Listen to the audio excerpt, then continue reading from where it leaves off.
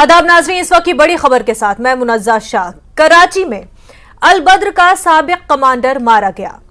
आपको बता दें कि नामालूम अफराद ने गोली चलाकर अल बद्र के साबिक कमांडर गोली चलाई। सईद खालिद रजा को मार दिया गया। वहीं 6 दिन पहले पिछले हफ्ते ही हिजबुल मुजाहिदीन कमांडर इम्तियाज आलम भी इसी तरह से मारा गया था। नामालूम बंदूकबरदारों ने उस पर भी गोली चला दी थी और इसी कुछ सिचुएशन में उसको भी मार दिया गया था। इम्तियाज आलम का ताल्लुक कश्मीर से था। वहीं आपको बता दें, ये जो अब सिचुएशन बनी हुई है, जो टारगेट किलिंग पाकिस्तान में हो रही है और ऐसे लोगों को टारगेट किया जा रहा है जिनका किसी न किसी तंजीम से, आउटफिट से ताल्लुक रहा है या अभी भी था। जहां एक तरफ हम देख रहे हैं कि जो इकोनॉमिक सिचुएशन पाकिस्तान की है बेहद ख़राब हो रही है। लोगों को, आम लोगों को काफ़ी मुश्किलात का सामना है। रोज़मर्रा की अशिया बेहद महंगी हो गई है। आटा चाहे दूध बहुत महंगा मिल रहा है लोगों को और काफ़ी दिक्कतों का सामना है। वहीं पॉलिटिकल इंस्टेबिलिटी का भी सामना है पाकिस्तान को। आपस में ही जो पॉलिटिकल पार्टियां हैं वो भिड़ रही हैं और इस जो सूरत हाल बनी हुई है, जब हम इकोनॉमिक सिचुएशन की बात कर रहे हैं, उसको लेकर एक दूसरे को ब्लेम गेम किया जा रहा है पाकिस्तान के अंदर। उनके पॉलिटिकल लीडरान जो है इस पूरे मामले को भी अपने पॉलिटिकल फायदे के लिए कैश कर रहे हैं। तो बेहद हालात खराब, और इस बीच और मामला खराब हो रहा है, क्योटिक नजर आ रहा है। सिक्योरिटी के हवाले से भी अब जो है चीजें बहुत बिगड़ रही है। ऐसे में हम देख रहे हैं कि पिछले हफ्ते जहां इम्तियाज आलम को मारा गया, हिजबुल मुजाहिदीन का कमांडर था इम्तियाज आलम, और वहीं कराची में साबिक कमांडर सईद खालिद रजा को मारा गया है। वहीं जहां कोशिश एक तरफ पाकिस्तान अभी ये कर रहा है कि किसी तरह से लोन मिल जाए, किसी तरह से कोई माली मदद दीगर मुल्कों से मिल सके पाकिस्तान को, ताकि जो बहरान का सामना है उससे बाहर आ सके। और अभी जो है ग्लोबल लेवल पे भी कोई खास सपोर्ट पाकिस्तान को नहीं रहा है। एक तो वो उन सारी सिचुएशंस का सामना पाकिस्तान कर रहा है, और दूसरी तरफ अब ये मामला भी बढ़ते ही जा रहे हैं जहां पर आउटफिट्स के कमांडर्स या साबिक कमांडर्स को टारगेट किलिंग का शिकार किया जा रहा है।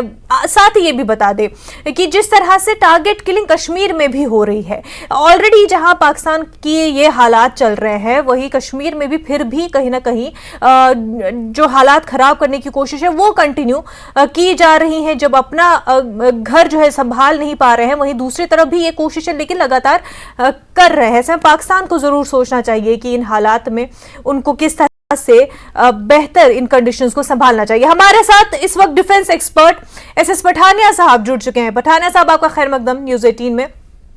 जो ये सिचुएशन अभी बनी हुई है, अल बद्र के साबिक कमांडर को मारा गया है, उससे पहले ही एक हफ्ता पहले ही एक और हिजबुल मुजाहिदीन का कमांडर वो मारा गया था।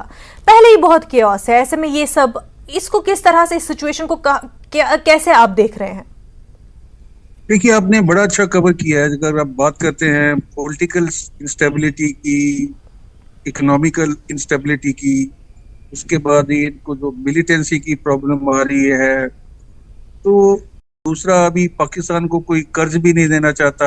IMF का शिकंजा उनके ऊपर कसता जा रहा है। अभी सवाल ये है कि ये पिछले 75 साल में ये सिचुएशन बनी क्यों, उसके लिए जिम्मेवार कौन है? तो मैं आपको बताता हूं कि जिम्मेवारी आती है सबसे पहले पॉलिटिशियंस के ऊपर, उसके बाद उनके ब्यूरोक्रेट्स, उसके बाद इनके जो मिलिटेंसी की इन्होंने जो स्ट्रेटेजी बनाई थी कि हम टेररिज्म यहाँ पे ब्रीडिंग ग्राउंड बनाएंगे और दुनिया को तंग करेंगे, वो अभी फेल हो रही है, क्योंकि इन्हीं के क्रिएटेड किए गए टेररिस्ट जो है वो इनके पीछे भी पड़ गए हैं जी। जो स्वॉर्ड के बल पे जीता है, एक दिन स्वॉर्ड उसके गले में पड़ती है, ये भी कहावत है। अभी इसको अगर हम अफगानिस्तान के संदर्भ में देखें, और खासकर जो तहरीके तालिबान पाकिस्तान है, जिस तरीके से उन्होंने गवर्नमेंट के खिलाफ अपना वॉर अनलीश किया है, ये उसी का हिस्सा है कि वो एक नैरेटिव देना चाहते हैं। वो ना सिर्फ फौज पे अटैक कर रहे हैं, पुलिस पे अटैक कर रहे हैं, वो मिलिटेंट जिनको पाकिस्तान ने संरक्षण दिया हुआ है उनके ऊपर भी अटैक कर रहे हैं जी। और उनका जो मुद्दा है वो ये है कि सूनर और लेटर पाकिस्तान के अंदर ऐसी सिचुएशन बनाई जाए जिससे एक किस्म का सिविल वॉर शुरू हो जाए। और जब ये सिविल वॉर शुरू होगा तो हम ये रूल आउट नहीं कर सकते कि वहां से कुछ रिफ्यूजी जो है वो इंडिया में भी आएंगे, तो इंडिया की प्रॉब्लम भी बढ़ती जा रही है। अभी इन सारी चीजों को मद्देनजर रखते हुए और इनके जो क्राइसिस इस समय चल रहे हैं, अगर ये अपने कोई ऐसे मेजर्स नहीं लेते हैं जिससे इसको कंट्रोल किया जाए, क्योंकि अगर इनको आईएमएफ लोन दे भी देता, मान लीजिए $2 बिलियन या $3 बिलियन, इनकी जो फॉरेक्स रिजर्व है वो $3 बिलियन से भी बहुत नीचे आ चुके हैं। तो पाकिस्तान इस समय अपने आप को 10 या 15 दिन से ज्यादा अपने आप को सस्टेन नहीं कर पाएगा, और सस्टेन करने के लिए उसको लोन चाहिए, वो मिलेगा नहीं। तो ultimately we can say safely that Pakistan इस समय it is on the brink of disaster. और वो जो डिजास्टर होगा उसके अंदर अगर आप एक और चीज देखेंगे कि इनकी परमाणु शक्ति भी इनके पास है, और ये अपने जो परमाणु वेपन है ये कैसे यकीन करेंगे कि वो गलत हाथों में ना पड़े। तो एक बहुत ही डिफिकल्ट सिचुएशन है। आई होप उनकी जो लीडरशिप है वो इसको करे, कुछ बंदोबस्त करे, और जनता जो है विद्रोह करने से पहले उनको कुछ दिया जाए। उनकी जो महंगाई अभी देखिए, इनकी जो डॉलर की डिवेल्यूएशन हो रहा है रुपये का इनके डॉलर के खिलाफ, तो बहुत ही बुरी हालत है जी। और इंडिया को भी सतर्क रहना पड़ेगा, क्योंकि अगर पाकिस्तान के अंदर बहुत ज्यादा इंस्टेबिलिटी है तो उसका फर्क हमारे ऊपर पड़ सकता है। बिल्कुल। पठानिया साहब, जैसे कि आपने राइटली पॉइंट आउट किया कि जब एक मुल्क की कंडीशन इतनी ज़्यादा ख़राब हो जाती है तो सिविल वॉर शुरू होता है, वहीं पर पावर ओवरथ्रो करने की कोशिश की जाती है और आपस में, और ये फिर किसी एक पर अटैक नहीं होता है, ये किसी एक को ओवरथ्रो करने की कोशिश नहीं होती है, यहाँ पर फिर हर तबके को हराने की कोशिश होती है। और ऐसे में ये जो सिविल वॉर खड़ा हो जाता है, ये बहुत तरह की प्रॉब्लम्स और भी मज़ीद प्रॉब्लम्स खड़ी कर देता है, और आसपास बीइंग अ नेबरिंग कंट्री, ये मुल्कों, दूसरे आसपास के मुल्कों के लिए भी एक खतरा, बड़ा खतरा बन जाता है। बिल्कुल आप सही कह रही हैं। देखिए, जब बांग्लादेश के अंदर वॉर चल रहा था तो कितने रिफ्यूजी वहां से आए थे, और इंडिया अभी भी इकोनॉमिकली बहुत ज्यादा स्टेबल है पाकिस्तान से, लेकिन जब ये ह्यूमैनिटेरियन ग्राउंड की बात आ जाती है और लाखों की संख्या में शरणार्थी आपके पास आ जाते हैं, तो ये सिर्फ खाना पिलाना ही नहीं है, बट उसके अंदर सिक्योरिटी की भी जो ब्रीच कहीं ना कहीं हो सकती है। तो इंडिया को पूरी तरह से तैयार रहना पड़ेगा, इनको अपनी एक स्ट्रेटेजी बनानी पड़ेगी। इन्फ्लक्स ऑफ रिफ्यूजी जो होगा, और उसके बाद भी ये जो लूज मिलिटेंट्स हैं, अभी पैसे की कमी नहीं है, तो ये भी पॉसिबिलिटी है कि पाकिस्तान की जो IS है वो इनको पैसे दे के हमारे कश्मीर में या पूरे इंडिया में कहीं ना कहीं भेज के क्योस क्रिएट करने की कोशिश करे। तो हमारी जो इंटेलिजेंस एजेंसी है, हमारी बॉर्डर की जो आर्मी लगी हुई है या BSF लगी हुई है, उनको पूरी तरह से चौकस रहना पड़ेगा। और ये मैं आपको बता दूं कि ये जल्दी होने वाला है, ये ज्यादा डिले नहीं कर पाएंगे। एनआरकी जो स्टेट वहां पे चल रही है उसके रेमिफिकेशन हमें भी भुगतना पड़ेंगे, और बाकी जो इनकी नेबरिंग कंट्रीज हैं, और अफगानिस्तान के साथ वैसे इनकी प्रॉब्लम चल रही है। वो जो डूरल लाइन का आपको पता है ये क्या चल रहा है, वो अफगानिस्तान इसको मानता नहीं है जी। इन्होंने जब तालिबान को वहां पे बनाया था गवर्नमेंट, तो उस समय ये क्रेडिट ले रहे थे कि हमने किया, और तालिबान भी बिल्कुल इनके अगेंस्ट है। TTP जो तहरीके तालिबान पाकिस्तान है, उसकी अगर आप देखें जो जिस तरीके से उन्होंने अपने ऑपरेशन को सरंजाम दे रहे हैं, बलूचिस्तान के अंदर दूसरा प्रॉब्लम है। तो ये सिचुएशन भी आ सकती है कि पाकिस्तान अगर ये सिचुएशन को कंट्रोल करने में फेल रहा तो एक डिसइंटीग्रेशन होगा, और वो शुरुआत होगी बलूचिस्तान से, जिसके अंदर इनका जो कॉरिडोर है चाइना के साथ वो चल रहा है। तो उस समय फिर चाइना भी अपने हाथ पीछे कर लेगा, और अभी वो सिचुएशन भी आ रही है कि चाइना भी इनको पैसे से मदद करने को तैयार नहीं है। तो एक बहुत ही बुरी स्थिति है। I only pray that there is some stability comes, because a stable neighbor is better than a neighbor who is in the zone of anarchy as such. Absolutely, absolutely sir. हमारे साथ दिल्ली से हमारे नुमाइंदे शैलेंद्र भी जुड़ चुके हैं। शैलेंद्र, क्या इस मामले को लेकर के मजीद कोई इन्फॉर्मेशन, कोई न्यूज़ अभी मिल पा रही है?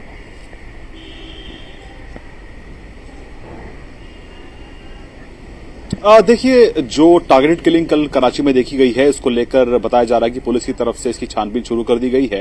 एरिया के CCTVs खंगाले जा रहे हैं, और जो रिपोर्ट पाकिस्तान की मीडिया के हवाले से आ रही है उसके मुताबिक 2 शूटर्स थे, दोनों मोटरसाइकिल पर थे और इंतजार कर रहे थे कि कब ये बाहर निकले। उसके बाद जैसे वो बाहर निकलते हैं घर से, और जिस इलाके में रहते हैं गुलिस्तान जौहर, वहां ये रहते थे, जैसे घर से बाहर निकले इनको शूट किया जाता। बस एक गोली चली थी, जिसके बाद उनकी ऑन द स्पॉट डेथ हो जाती है। लेकिन इसमें अहम बात यह है कि पाकिस्तान और ISI किस तरह से आतंकियों को आज भी पनाह देता रहा, ये इस ताजा एग्जाम्पल से साफ है, क्योंकि हमने देखा है कि चाहे हाफिज सईद की बात करें, सैयद सलाउद्दीन की बात करें, ओसामा बिन लादेन की बात करें, तो ये तमाम वो आतंकी है जिनको पाकिस्तान में पनाह दी जाती है, जिसमें दाऊद इब्राहिम भी शामिल है। तो ये वो आतंकी है जो अल बद्र के साथ कई सालों से जुड़ा हुआ था और 2001 में इसको रिहेबिलिटेट करके कराची में एक सेफ हाउस में इसको रखा गया था और बाद में जो प्राइवेट स्कूल की एसोसिएशन है वहां पर उसको डायरेक्टर का ओहदा भी दिया था। लेकिन कहीं ना कहीं जो कश्मीर में मिलिटेंसी फैलाने को लेकर और कहीं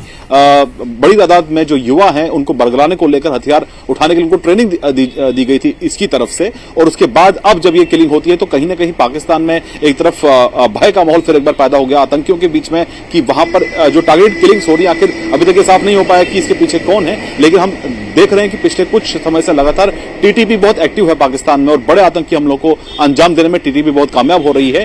तो माना जा सकता है कि टीटीपी इसके पीछे हो सकती है, लेकिन अब हालांकि अभी क्लियर नहीं है, इसको लेकर अभी जांच फिलहाल चल रही है। लेकिन ये पहला ऐसा मामला नहीं है। अब से एक हफ्ता पहले भी इम्तियाज आलम को भी कुछ इसी तरह से गोली मारकर मार दिया गया था और वो भी एक टेररिस्ट रैंक से जुड़ा हुआ था। बिल्कुल।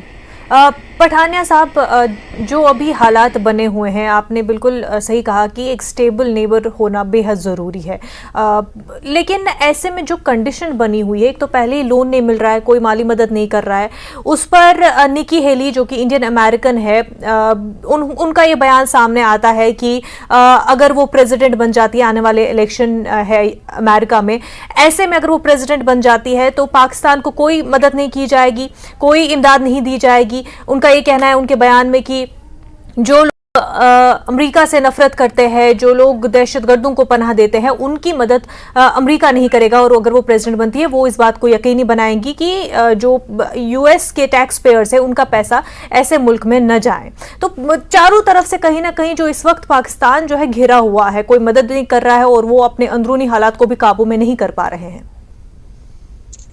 देखिए, इसके अंदर अगर हम यूएसए की बात करते हैं तो यूएसए हमेशा अपने नेशनल, स्ट्रेटेजिकल और जियोपॉलिटिकल इंटरेस्ट लेके चलता है जी।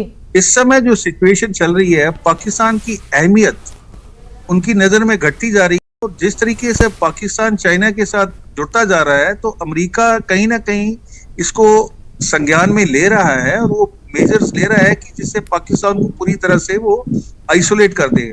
जो फाइनेंशियल एड जब रशिया का सिचुएशन थी और अभी तो सिचुएशन बिल्कुल बदल गई है, क्योंकि अगर हम वर्ल्ड ऑर्डर की बात करें जी, इस समय एक तरफ यूएसए और नेटो कंट्रीज हैं और दूसरी तरफ आपने देखा होगा कि रशिया, चाइना और ईरान जी, ये एक ब्लॉक बन रहा है और ये ब्लॉक जब बनेगा तो पाकिस्तान जो है उसके पास कोई ऑप्शन नहीं है बट टू सपोर्ट चाइना। तो उस तरीके से अगर हम देखें कि अमेरिका का जो मेन एनिमी इस समय वो चाइना और रशिया है।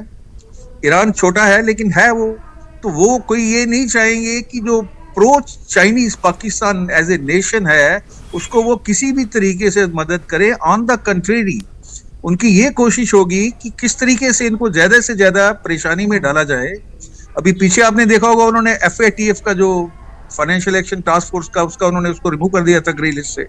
तो कोई जरूरी नहीं है कि आने वाले समय में वो दोबारा उसको ग्रे लिस्ट में डाल के इनके ऊपर ज्यादा प्रेशर करते। जहां तक ये भी जो टारगेट किलिंग की हम बात करें, देखिए इसके अंदर दो चीजें हो सकती हैं। एक तो ये है कि पब्लिक के अंदर आक्रोश है। पब्लिक जो है वो पाकिस्तान की जो स्ट्रेटेजी है मिलिटेंसी को सपोर्ट करने की और इंडिया के खिलाफ लड़ने की और बाकी दुनिया के खिलाफ लड़ने की, उससे लोग तंग पड़ चुके हैं बिकॉज ऑफ महंगाई और जो वहां पे इकोनॉमिकल मेल्ट डाउन हो रहा है जी। दूसरा ऑप्शन है कि या तो टीटीपी ये कर रही है और ये भी हो सकता है कि कुछ वहां के जो लोग हैं जो नेशनलिस्ट हैं और वो चाहते हैं कि पाकिस्तान के अंदर से मिलिटेंसी खत्म हो।